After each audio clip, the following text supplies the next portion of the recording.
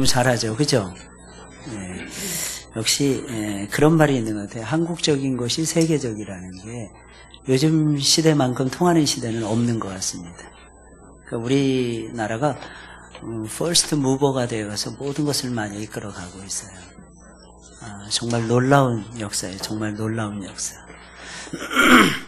여러분들의 기도 덕분에 제가 4박 5일에 필리핀 선교 여행을 마치고 무사히 귀국을 했습니다. 산속으로 갔는데 그 산속에 그 반군들이 고개 넘으면 있다 그러더라고요. 그럼 이거 큰일 난 거 아니냐 그랬더니 아니라는 거예요. 반군들이 와서 오히려 지켜줄 때가 많다는 거예요. 필리핀이 치안이 잘 안 돼 있는데 반군들이 내려와서 그 학교를 지켜주는 거예요.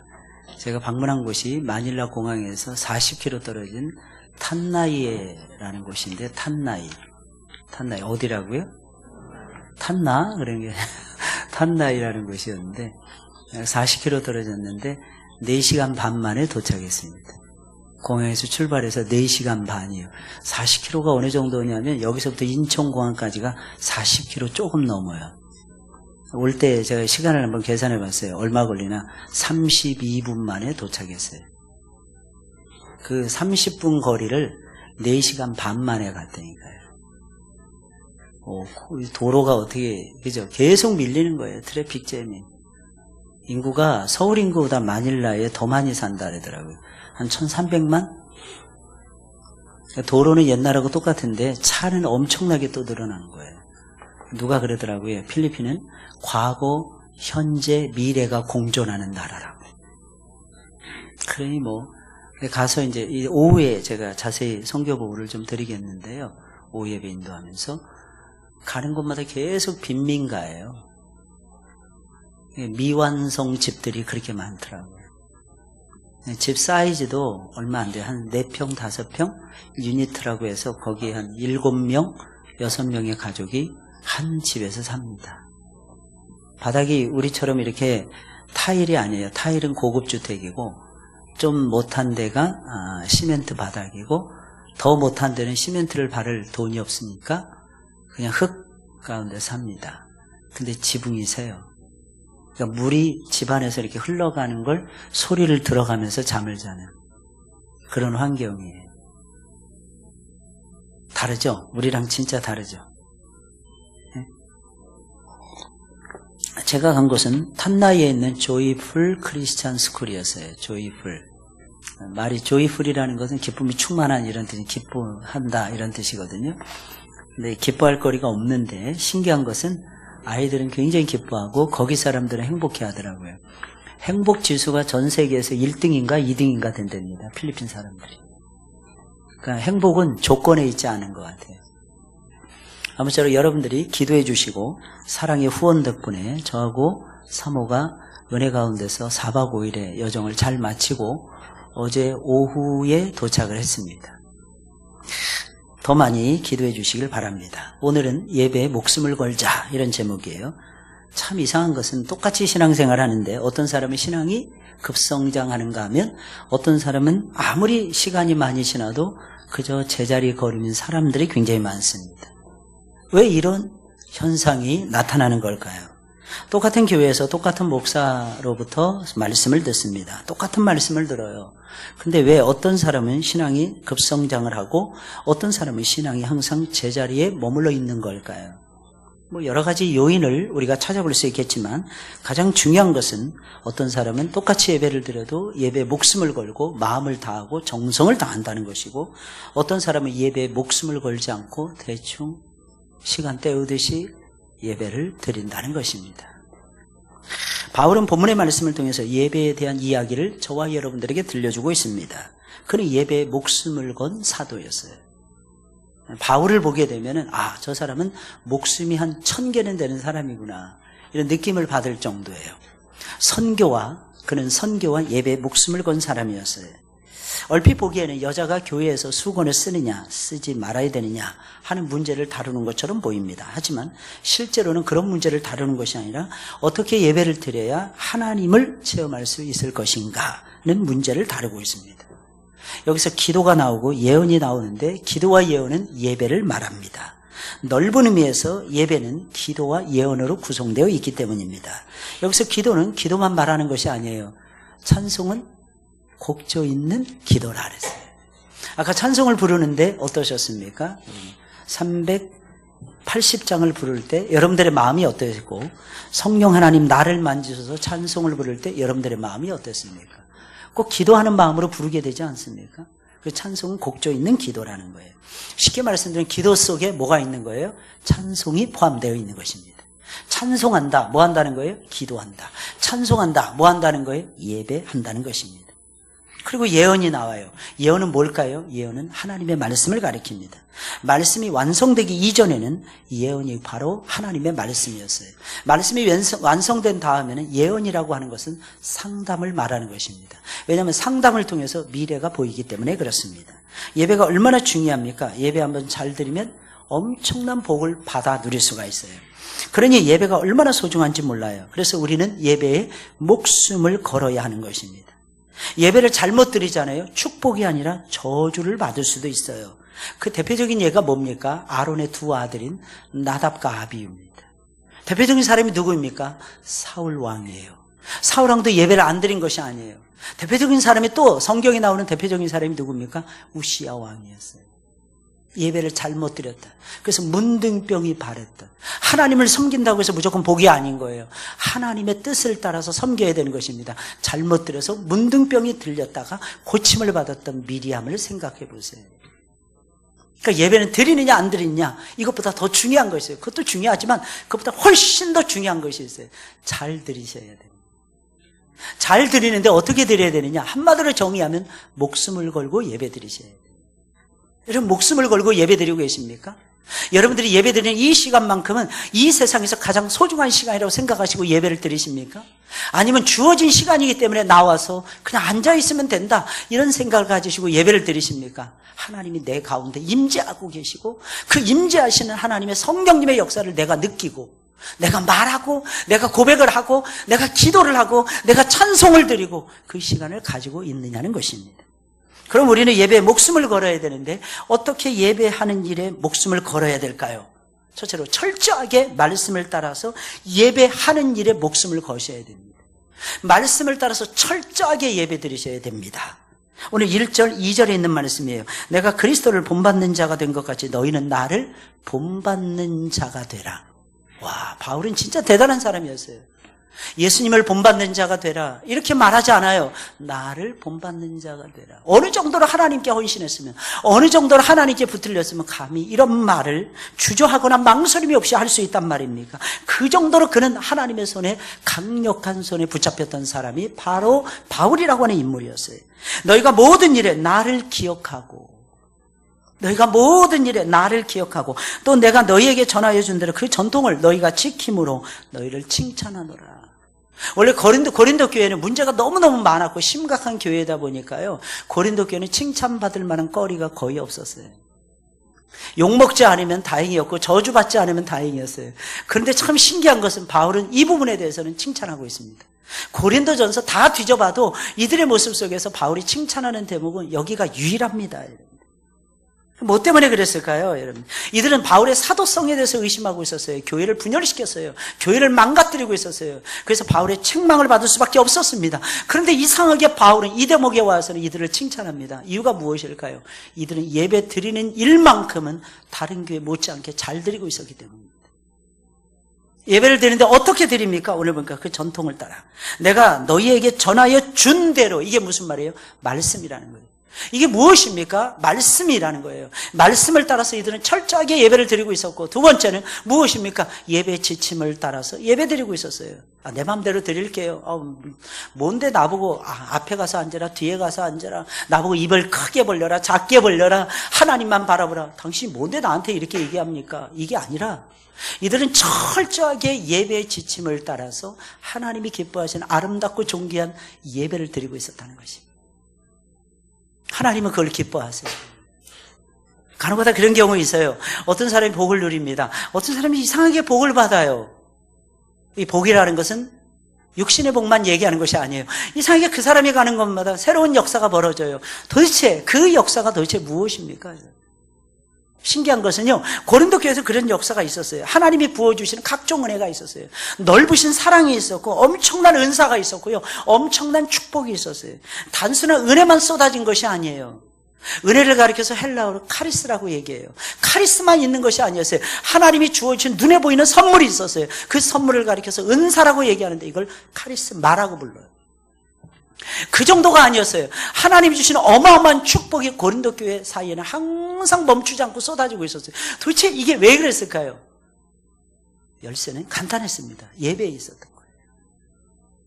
그들은 다른 것은 다 취약했어요. 서로 싸움박질도 너무 잘했어요. 서로 잘났네, 못났네, 네가 오르네, 내가 오르네, 내 판에 내 판에 이러고 싸우고 있었지만 예배에 대해서만큼은 이들은 바른 생각을 가지고 있었다는 거예요. 사실 고린도 교회만큼, 초대교회 중에서 고린도 교회만큼 은사가 충만하고 축복이 충만한 교회는 없었습니다. 너무 신기하죠, 여러분들? 왜 그랬을까요? 이들은 예배관이 세워져 있었기, 예배학이 세워져 있었기 때문입니다. 하나님은 참 희한합니다. 우리에게 복을 주시는데 100가지를 잘못하더라도요, 한 가지 마음에 드는 거 있으면 그거 보고 복 주세요. 그래서 우리가 예수 믿고 따라가는 거예요. 할렐루야. 한 가지 잘하고 100가지 잘못하는 것이 아니라, 신기한 건 하나님께서는 우리의 모든 것을 다 알고 계시는 것 같아요. 우리가 정말 못하는 게 너무 많아가지고 하나님 이것도 못해요, 저것도 못해요, 나는 복 받을 만한 자격이 없어요. 그런데 하나님은 복을 주시는 거예요. 여러분, 이것이 우리가 사는 이유가 되는 것이 아닙니까? 하나님의 은사를 받아서 하나님의 영광을 드러내길 원하십니까? 말씀 따라 예배드리세요. 예배 지침을 따라서, 예배 모범을 따라서 예배드리세요. 교회에서 가르쳐 주는 대로 겸손하게 예배드리세요. 너무 신기한 건요, 하나님께서 나에게 복을 주신다는 거예요. 누구에게 복을 주신다고요? 나에게 복을 주신대요. 뭐 착각하시면 안 돼요. 목사님, 이거 기복신앙 아니요. 말씀을 따라가는데 어떻게 기복신앙입니까? 있을 수 없는 거예요. 있을 수 없는 거예요. 예배를 어떻게 하고 있나요, 여러분? 어떻게 드리고 있나요? 여러분, 예배를 드리고 난 다음에 하나님이 여러분들에게 부어주신 은혜와 축복을 경험하고 있나요, 여러분들? 그러려면 목숨을 걸고 철저하게 영과 진리로 예배 드리셔야 돼요. 바울은 그 말씀을 따라 요한복음 4장 24절에 보니까 하나님은 영이시니, 지난 시간에 나누었어요. 예배하는 자는 신령과 진정으로 예배할지니라. 이게 개역 한글에 나와 있던 번역이었고요. 개역 개정은 이렇게 말하고 있어요. 하나님은 영이시니 예배하는 자는 영과 진리로 예배할지니라. 바울은 이 예배 모범을 그대로 따라가고 있었어요. 그리고 그대로 고린도 교회 성도들에게 가르쳐줬어요. 신기한 것은요, 고린도 교인들이 모든 것이 마음에 안 들어서 입이 대빨이 나오는데 바울의 예배 지침서만큼은 그대로 따라가고 있는 거예요. 와, 이거 정말 신기하죠, 여러분? 너무너무 신기하지 않습니까? 영이라는 것은 무엇입니까? 주의 영인 성령을 받음으로 새롭게 거듭난 나의 영을 얘기하는 거예요. 진리는 무엇입니까? 세 가지 의미가 있다고 했어요. 먼저 진리 대신 예수님. 그 예수님의 입에서 나오는 말씀. 더 놀라운 사실은 예수님의 성품이 곧 진리라는 거예요. 예수님의 성품이 무엇입니까? 진정성입니다. 진실한 마음을 얘기하는 것입니다. 그러면 영과 진리로 예배한다. 이게 무슨 뜻이겠습니까? 오직 예수님의 이름으로 예배 드린다는 뜻이에요. 거듭난 나의 영혼으로 예배 드린다는 뜻이에요. 거짓이 없는 진리의 말씀을 따라서 예배드린다는 것이며, 진실한 나의 마음을 다해서 예배드린다는 것입니다. 이게 영과 진리로 예배드리는 거예요. 그래서 예배를 드릴 때는 여러분들 잘 들으셔야 됩니다. 오직 예수님의 이름으로 드리셔야 돼요. 할렐루야. 무엇을 하십니까? 예수님의 이름으로 하셔야 돼요. 한 번만 영과 진리로 예배하는 일에 목숨을 걸어보세요. 분명히 여러분들은 그 예배 속에서 하나님의 은혜와 축복을 경험하게 될 것입니다. 둘째로, 예수님이 정하신, 하나님이 정하신 영적 질서를 따라서 예배하는 일에 목숨을 거셔야 됩니다. 예배에 목숨을 걸자. 이 의미는 무엇입니까? 두 번째, 하나님의 영적 질서를 따라가는 일에 목숨을 걸자는 뜻인 것입니다. 참 신기한 건, 하나님은 어지러움의 하나님이 아니시라 하나님은 질서의 하나님이시고 화평의 하나님이 되십니다. 너무 놀라운 사실, 우리가 봤을 때 화평과 질서는 따로 국밥인 것 같잖아요. 아니요, 질서를 따라갈 때 화평을 누려요. 화평을 누리시기를 원하십니까? 하나님과 화평을 누리시기를 원하십니까? 사람들과 화목하기를 원하십니까? 여러분, 하나님이 세워주신 영적 질서를 따라가셔야 됩니다. 오늘 3절부터 10절에 있는 말씀이에요. 그러나 나는 너희가 알기를 원하노니 각 남자의 머리는 그리스도요, 여자의 머리는 남자요, 그리스도의 머리는 하나님이시라. 물은 남자로서 머리에 무엇을 쓰고 기도나 예언을 하는 자는 그 머리를 욕되게 하는 것이요, 물은 여자로서 머리에 쓴 것을 벗고 기도나 예언을 하는 자는 그 머리를 욕되게 하는 것이니 이는 머리를 민 것과 다름이 없음이니라. 만일 여자가 머리를 가리지 않거든 깎을 것이요, 만일 깎거나 미는 것이 여자에게 부끄러움이 되거든 가릴지니라. 남자는 하나님의 형상과 영광이니 그 머리에 마땅히 가리지 않거니와 여자는 남자의 영광이니라. 남자가 여자에게서 난 것이 아니요 여자가 남자에게서 났으며 또 남자가 여자를 위하여 짐을 받지 아니하고 여자가 남자를 위하여 짐을 받은 것이니 이러므로 여자는 천사들로 말미암아 권세 아래에 있는 표를 그 머리 위에 둘지니라. 겸손함의 표가 머리 위에 있었다는 것입니다. 고린도 교회는 여자들이 수건을 쓰느냐 쓰지 않느냐 이 문제로 몹시 시끄러웠어요. 어떤 사람들은 이렇게 말했어요. 여자는 예배 중에는 반드시 수건을 꼭 써야 된다 주장을 했고, 또 어떤 사람들은 여자들도 예수님 안에서 자유를 얻었기에 여자들 굳이 수건 쓸 필요가 없다 이렇게 주장하는 사람들이 있었어요. 우리가 보기에는 정말 지엽적인 문제고 사소한 문제고 작은 문제로 보입니다. 그런데 절대로 사소한 문제, 작은 문제가 아니었어요. 여러분 그럴 때 있잖아요. 작은 문제가 큰 문제가 될 때가 있어요. 그런 경우 있잖아요. 애들 싸움이 어른 싸움 될 때 있잖아요. 애들 싸움. 애들이 막 치고받고 싸우는 거예요. 이번에 필리핀 갔는데 너무 깜짝 놀란 건요. 애들이 바글바글거려요. 왜 그런 현상이 나타날까요? 한 집에 애들을 보통 4명에서 5명을 낳더라고요. 그래서 제가 돌아오면서 그런 생각을 했어요. 넷 이하로 난 사람들은 회개해야 되지 않을까. 막 교회 수요예배 모이는데 5분의 4가 애들이에요. 어른은 5분의 1밖에 안 돼요. 찬양 딱 부르다가 갑자기 막 그 나라 말로 막 부르다가 영어로 부르다가 갑자기 무슨 말이 딱 들려오는데 제 귀에 그냥 싹 들어오는 거예요. 한국말로 부르는 것이었어요. 완전하신 하나님. 애들이 그러는 거예요. 근데 옛날 같았으면 어떻게 완전하신 이랬을 거야 아마. 근데 얘네들은 안 그래. 완전하신 하나님 그러는 거예요. 그래서 제가 깜짝 놀랐다니까요. 발음이 그냥 똘망똘망한 거예요. 왜 그런지 아십니까? 한국어를 가르치는 크리스천 스쿨이에요. 가자마자 딱 인사하는데 목사님 그러는 거예요. 깜짝 놀랐어요. 집사람 옆에 있으니까 사모님 그러는 거예요. 그래서 애들 때 가르쳐야 되겠다. 사실 제가 여러 가지 생각을 하고 돌아왔는데 좀 제 마음속에 좀 미안함과 회개가 교차가 됐어요. 미안함이 뭐냐면 제가 너무 늦게 간 것이 아닌가. 좀 일찍 갔으면 우리 교회 아이들한테도 혜택이 있을 텐데. 이제 시작이지만 싸게 살 때는 비행기 티켓팅이 20만 원밖에 되지 않아요. 왕복이. 가서 체류하는 비용 몇십만 원이면 되고요. 혹시 한 달 정도 어학연수 가면 미국, 캐나다 가려면 수백만 원 듭니다. 근데 잘 조인하게 되면은 한 100만 원, 200만 원에도 되겠더라고요. 아이들 한 명당. 그리고 한 달 동안 언어 연수 받고 돌아오고 교실에 들어가서 수업도 듣고 깜짝 놀랐어요. 제가 이어 1부터 시작해서 이어 6까지 들어가서 6개 반을 들면서 30분씩 수업을 하고 게임을 하면서 아이들하고 교제를 했어요. 애들이 영어를 하는 거예요. 요즘 필리핀 아이들 영어 못하거든요. 33세 대학 나오지 않으면 영어 잘 못해요. 왜 그런지 아십니까? 중고등학교 때까지 영어가 필수가 아닌 거예요. 영어로 수업을 안 해요 이제. 20년 전부터 정부 정책이 바뀌었어요. 옛날에는 다 필리핀 사람들은 다 영어를 웬만큼 다 했어요. 요즘 영어 못합니다. 근데 그 학교는 사립학교는 영어를 시킵니다. 사립학교는 이사장 마음이니까요. 선생님들 중에 영어 할 줄 아는 교사를 선택을 합니다. 그리고 영어로 수업을 진행하게 해요. 깜짝 놀랐어요.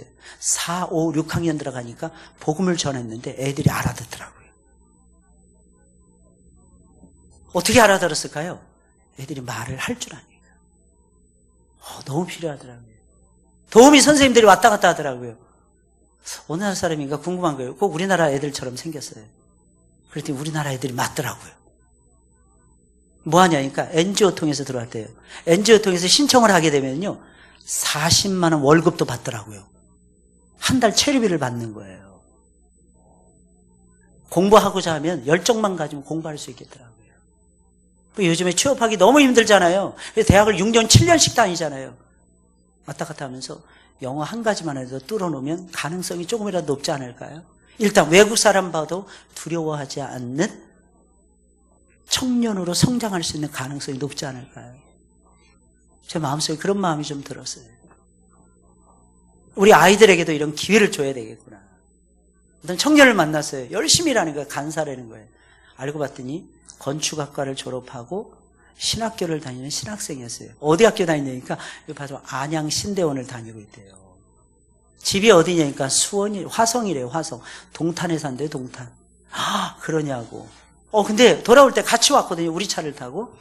영어를 곧잘 하더라고요. 그래서 깜짝 놀랐어요.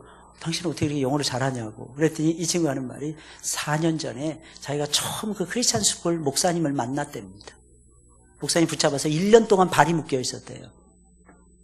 1년 동안 있으면서 아이들 뒤치다거리하고 애들하고 놀고 수업 시간에 들어가서 수업이 하루 종일 진행이 되니까 계속 영어를 들을 수 있는 거예요. 계속 그래서 프랙티스하고 또 다시 또 시도하고 말하고 그리고 1년에 한 차례 내지 2차례. 이번에 어떻게 했냐? 당신 돈으로 왔다. 이번에는 목사님이 선교사님이 없는 중에 돈을 대주셨다는 거예요. 왜? 아이들이 필요로 하니까, 교사가 필요로 하니까, 도우미 선생님이 필요로 하니까 빨리 와서 한 달 동안. 한 달 동안 또 자기는 자기 사역하고 돌아간다는 거예요. 전도사님이었던 거예요.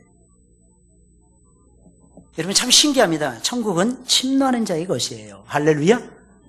돈이 있다고 해서 공부할 수 있는 거 아니에요. 열정이 있어야 공부할 수 있더라고요. 나이가 젊다고 해서 공부할 수 있는 것이 아니에요. 가서 할 일도 많더라고요. 그 목사님이 학교를 건축하고 있어요. 돈이 없으니까 1층 짓고 2층 짓고 3층 짓고 이렇게 짓는 거예요. 학생들이 늘어나면 늘어날수록 짓는 거예요. 앞으로도 계속 지어 나가야 되는데 3층 지붕을 얹다가 몇 달 전에 떨어지셨어요.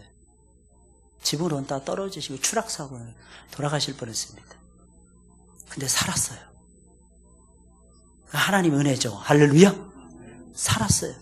떨어지는데 한꺼번에 팍 떨어지면 아마 어디든지 깨져서 죽었을 거예요. 높아요. 고가 높아요. 30분 우리 여기 옥상에 올라가서 떨어지는 거하고 똑같아요. 근데 하나님이 뭔가 이렇게 떨어지는데 거의 다 떨어질 무렵에 뭐가 하나의 몸이 턱 걸치더랍니다. 무슨 줄 같은 거 메우는 거 있었는데 거기에 턱 걸친 거예요. 순간 몸이 딱 돌면서 거꾸로 떨어지다가 순간 몸이 돌면서 다리가 딱 떨어지면서 다리가 부러지는 거예요. 그러면서 척추가 이상이 생겨요. 척추 디스크. 한국에 4월달에 나오시는데 치료받으시러 나오시는 거예요. 하나님은요 우리를 역시 지켜주세요. 그런 것 같아요. 죽을 놈은 살려고 발버둥을 쳐도 죽더라고. 그래서 살 놈은 어떠한 경우에도 살더라고. 할렐루야. 야, 한번 따라서 보세요. 하나님, 나를 살려 주셔서 감사해요. 여러분 감사하지 않나요? 오면서도 얼마나 많이 위험 요소가 많습니다.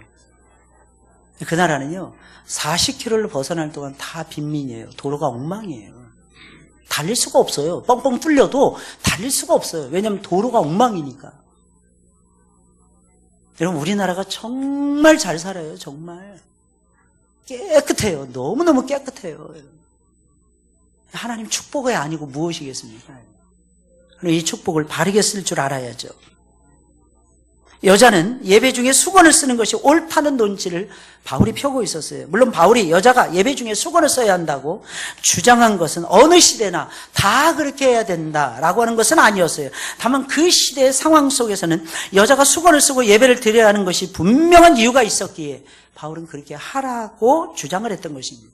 왜 바울은 이렇게 주장했을까요? 이렇게 주장했던 가장 큰 이유는 당시에는 여자가 수건을 쓰고 예배를 드리는 것이 하나님이 세우신 질서에 복종한다는 중요한 표시가 되었기 때문입니다.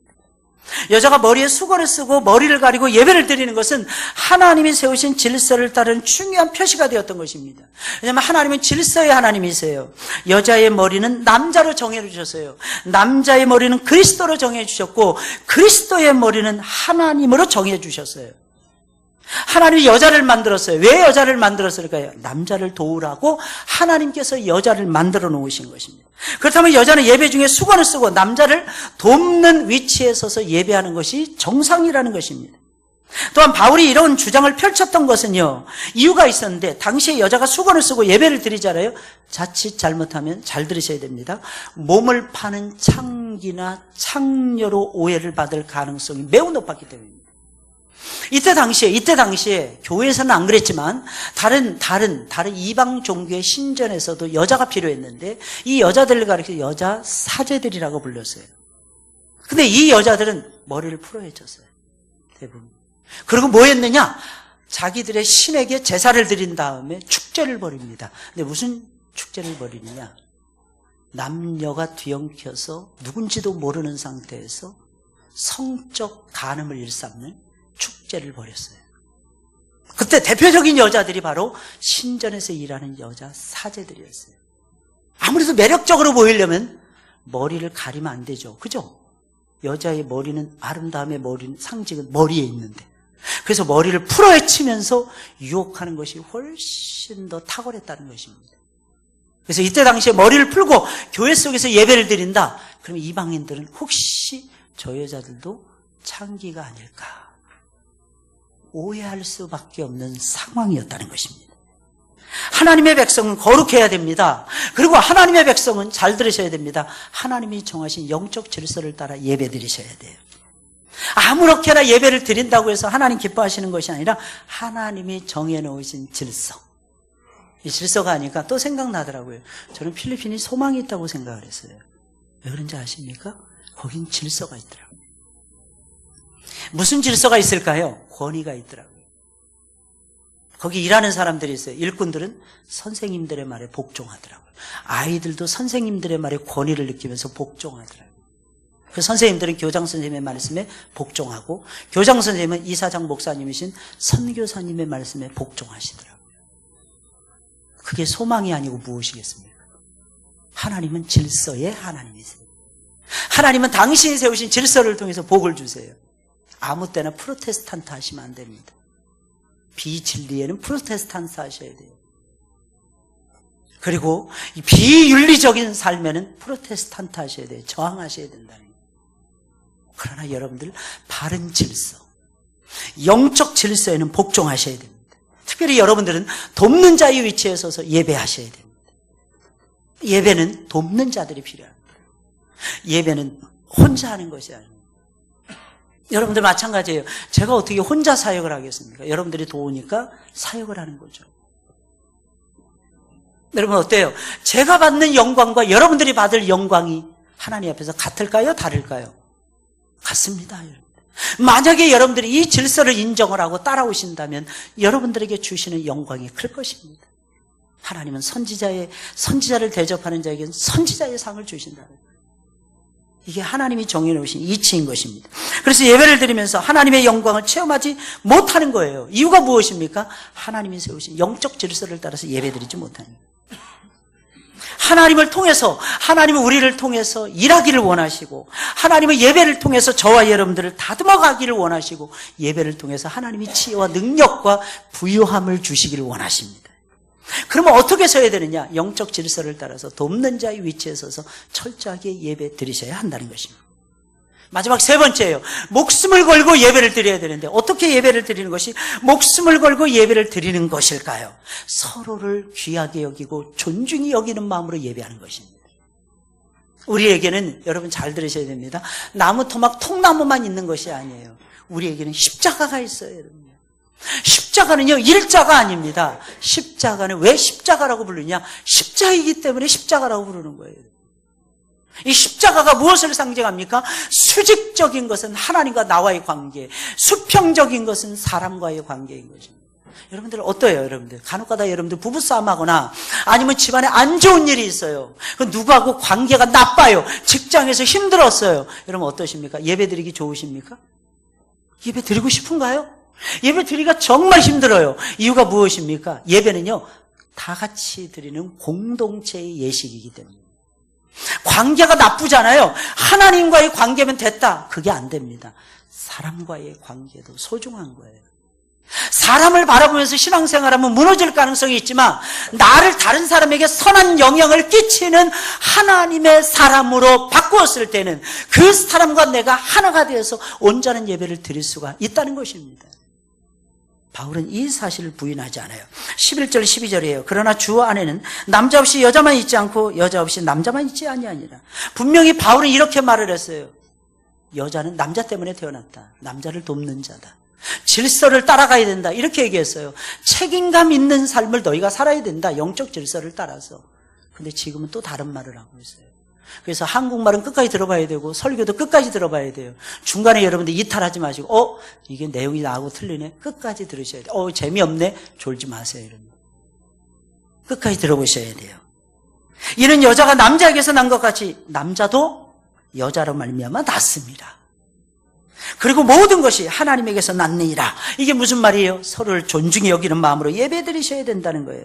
그래서 바울은 여자는 남자를 돕는 자로 만들어졌다고 강조한 이후에는 이렇게 말하는 것입니다. 남녀의 평등성을 주장하는 거예요.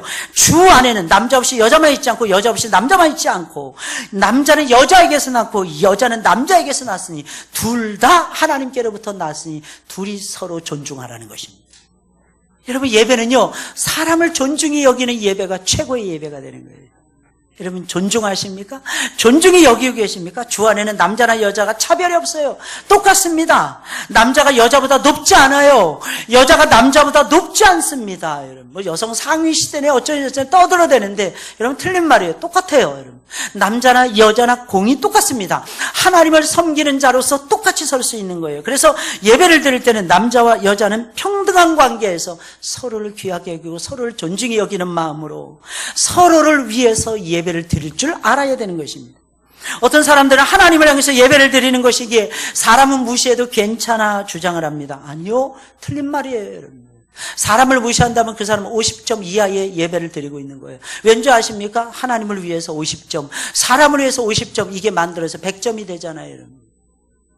사람을 존중히 여겨야 돼요. 사람이 얼마나 귀한 줄 아십니까? 사람 없어 보세요, 여러분들. 아무리 형편없는 사람이라도 필요할 때는 다 있더라고요. 할렐루야. 너무 신기해요. 저 사람 별일 없어. 저 사람 똑똑하지 않아. 저 사람 지금 시원찮아. 아니에요. 다르더라고요. 어떤 선교사님이 계셨어요. 그분은 그 나라 언어를 잘 못했어요. 근데 그분의 리더십은 통했어요. 대표적인 사람이 누구예요? 베트남 감독인 누구예요? 박항서 감독이잖아요. 말이 안 통하니까 어떻게 한 거예요? 사랑의 모습을 보이는 거예요. 그래서 말 잘하는 사람들만 선교하는 게 아니에요. 착각하시면 안 돼요. 영어 잘하는 사람만 선교한다. 그럴 수 없습니다. 하나님은 다 필요로 하세요. 우리는 필요한 자들이 되셔야 돼요. 항상 필요하면 진짜 좋겠지만 가끔 가다라도 필요한 사람이 되셔야 됩니다. 할렐루야. 가끔 가다면 어때요? 왜 많은 사람들이 예배를 드리면서도 은혜를 받지 못하는 것입니까? 그것은 함께 예배를 드리는 사람들을 존중히 여기지 않는 마음으로 예배를 드리기 때문에 그런 거예요. 예배를 드릴 때는 은혜를 받아야 되잖아요. 은혜는요, 사람을 통해서 오더라고요. 내가 사랑하는 마음으로 대하면 그 사람도 나를 10배, 20배로 사랑하는 마음으로 대합니다. 너무 신기해요, 그게. 여러분들 사랑하는 마음으로 꼭 예배 드리시길 주의 이름으로 축원을 드립니다. 어떻게 예배를 드려야 은혜와 축복을 받을 수 있을까요? 목숨 걸어야 돼요. 어떻게 하는 것이 목숨 거는 걸까요? 말씀에 목숨 거는 거예요. 철저하게 말씀을 따라. 어떻게 하는 것이 목숨을 거는 것일까요? 하나님이 세우신 질서를 따라. 내 마음대로 드리는 것이 아니에요. 겸손하게 드려야 돼요. 이걸 무시했던 사람, 실패했던 사람들이 사울이잖아요. 이걸 무시해서 실패했던 사람, 우시아 왕이잖아요. 이걸 무시해서 실패했던 사람, 나답과 아비우잖아요. 하나님은 예외 없습니다. 선지자라 할지라도, 제사장이라 할지라도, 심지어는 왕이라 할지라도 하나님 보시기 이 질서를 깨뜨리면 하나님이 기뻐하시지 않았어요. 여러분, 교회가 시험이 들면 은혜 받기가 정말 어렵습니다. 왠지 아십니까? 교회가 시험이 들면 영적 질서가 무너지기 때문에 그렇습니다. 영적 질서가 한번 깨지잖아요. 다시 주워 담기가 그렇게 힘들어요. 그래서 시험에서 회복되는 것이 그렇게 어려운 거예요. 그리고 무엇보다도 서로를 존중히 여기는 마음으로 예배 드리셔야 됩니다. 다 소중해요. 할렐루야. 저는 이번에 깨달은 것이 있어요. 제가 키가 크더라고요. 작은 나라에 갔더니 제가 무지하게 크더라고요. 앉아서 가는데 봉고차 하나가 버스 같아요. 버스. 한 18명에서 20명을 태워요. 우리 같은 스타렉스에. 근데 거기 다 앉아요. 촘촘히 다 앉아요. 근데 우리는 너무 불편했어요. 무릎이 닿는 거예요. 무릎이 너무 아픈 거예요. 무릎을 이렇게 할 수 없고 저렇게 할 수 없고 들고 갔어요. 4시간 반 동안 들고 갔다니까요. 옆으로 뻗지를 못하는 거예요. 막 이렇게 했다가 저렇게 했다가. 그래서 한 2시간, 3시간을 간 다음에 이거 너무 힘들다고 얘기했어요. 그랬더니 그 나라 애들은 또 요령이 있더라고요. 왜냐하면 그 나라 애들 중에서도 큰 놈들이 있을 거 아니겠어요. 야, 그걸 다 바꿔주더라고요. 이렇게 앉으라고. 야, 대단하더라고요. 대단해요. 근데 그 나라 사람들이 그렇게 귀하더라고요. 아이들도 너무 귀해요. 애들이 눈이 초롱초롱해요. 7시 30분에 조회가 시작되는데 7시 30분에 조회가 시작된 적이 없어요. 항상 빨리 시작합니다. 왜 그럴까요? 애들이 6시 반이면 학교를 다 와버려. 할 게 없는 거야. 끝나고 나서도 학교에서 실컷 놀다가 가요. 야, 애들이 진짜 천국이더라고. 애들 천국이. 먹을 거는 부족하고 입을 옷은 없어도 거하는 집은 초라해도 마음만큼은요 부자로 살더라고요. 부자로. 산속에다 방주를 딱 지어놓은, 산속에다 학교를 지어놓은. 사람이 없었던 거예요. 사람이. 그런 것을 짓는다고 미쳤다고 생각해서 그 선교사님 혼자 들어가서 포크레인 한국에서 실어 와가지고 산을 깎아 내려가지고 평지를 만들면서 시작했는데 아무도 따라오지 않는 거예요. 심지어는 사모님마저도, 애들마저도.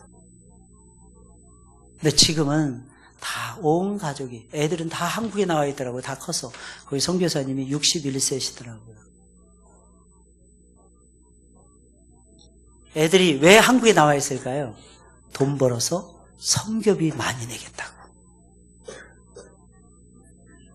그래서 두 부부만 필리핀에 거주하시는 거예요. 1년에 한 차례씩 나오는데 4월 달에 나오신다 그러더라고요.